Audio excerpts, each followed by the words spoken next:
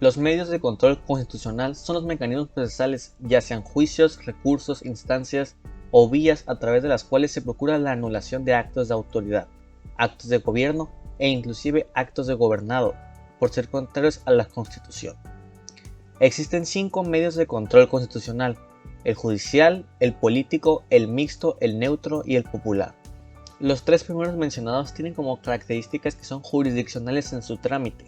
Su movilidad procesal es a instancia de parte afectada legítima, es un sistema de defensa judicial por órgano judicial, es decir, activo o difuso, y la sentencia tiene efectos relativos, simplemente favorece a la parte quejosa.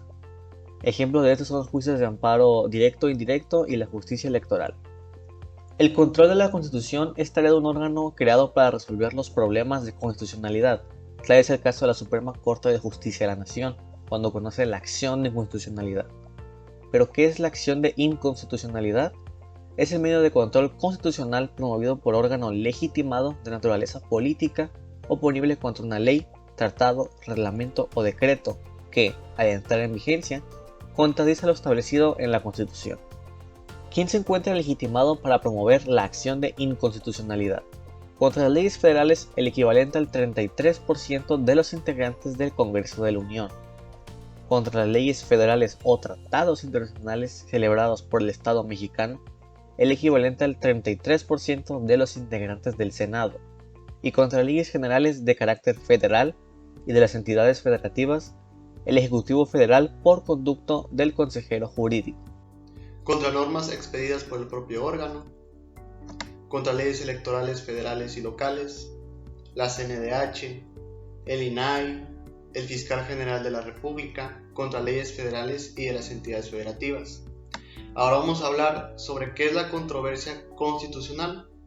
Es el medio de control constitucional de naturaleza mixta que se promueve como juicio ante la Suprema Corte de Justicia de la Nación. Esto es para resolver conflictos entre organismos descentralizados o entes públicos y viceversa. Ahora, ¿entre quiénes se puede dar la controversia constitucional? ¿Entre qué organismos descentralizados o entes públicos se puede dar la controversia constitucional?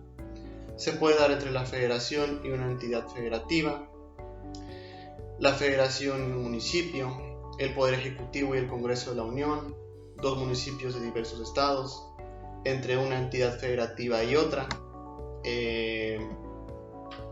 entre una entidad federativa y un municipio, entre 2 poderes de la misma entidad federativa, 2 órganos constitucionales autónomos y un estado y unos municipios.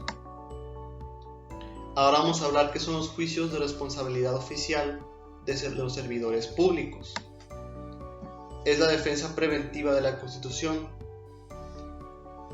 y esta se constituye por todos los procesos y los procedimientos para sancionar a un funcionario público que durante sus funciones haya cometido actos violatorios a los derechos humanos o acciones de inconstitucionalidad.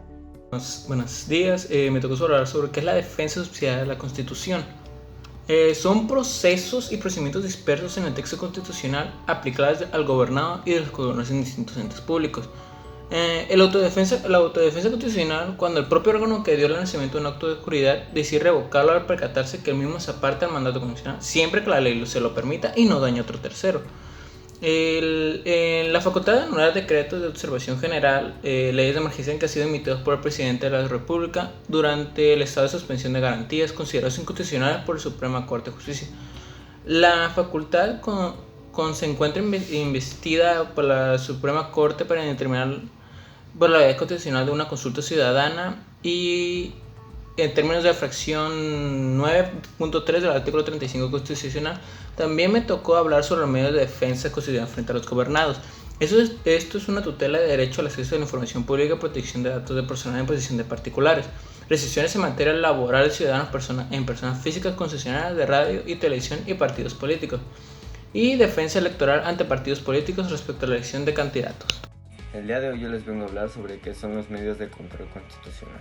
Los medios de control constitucional son aquellos medios creados para defender el orden constitucional creado por la Constitución Política de los Estados Unidos Mexicanos. Hay 3 medios de control constitucional, el cual sería el juicio de amparo, acciones de inconstitucionalidad y controversias constitucionales. De los 3 medios anteriores, el juicio de amparo es el principal instrumento de defensa que tienen las personas para protegerse de actos o omisiones que hace la ley y que violan las garantías que supuestamente estos protegen. El juicio de amparo es un medio de control constitucional cuyo objetivo es proteger los derechos humanos y las garantías otorgadas para su protección por la Constitución Política de los Estados Unidos Mexicanos y los tratados internacionales de los que México sea parte. El juicio de amparo se protege a través de 2 tipos de amparo diferentes, el cual sería el amparo indirecto establecido en el artículo 107 de la Ley de Amparo y el amparo directo establecido en el 170 de la misma ley. La procedencia del juicio de amparo por regla general procede en contra de 2 sentencias definitivas, laudos y resoluciones que pongan fin al juicio. El juicio de amparo es un medio de defensa extraordinario por excelencia, o sea, que no es otra instancia, tampoco es un recurso, es un juicio punto y aparte que vela por la protección de los derechos humanos establecidos y reconocidos en nuestra Constitución.